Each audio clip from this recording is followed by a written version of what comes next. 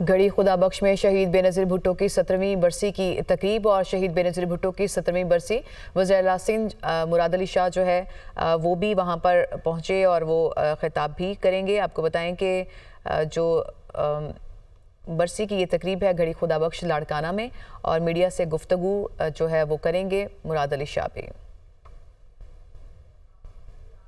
भुट्टो को फांसी देकर शहीद भुट्टो के नज़रिए को जिंदा कर दिया और शहीद मोहतरमा को कत्ल करके शहीद करके उन्होंने शहीद मोहतरमा के मिशन को उजागर कर दिया। कुर्बानी शहीद मोहतरमा ने दी है, हम उस कुर्बानी को बुला नहीं सकते, हमारे पास उसका कोई हिसाब भी नहीं हम दे नहीं सकते।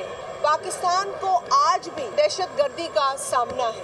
80,000 के जो है वो कीमती जानों का नजराना पेश हुआ है यहाँ पर अमन के हुसूल के लिए। हम मौजूदा हुकूमत को आपके तवस्सुत से एक बार फिर ये कहेंगे कि पीपल्स पार्टी अपना मुस्बित किरदार अदा कर रही है और करती रहेगी।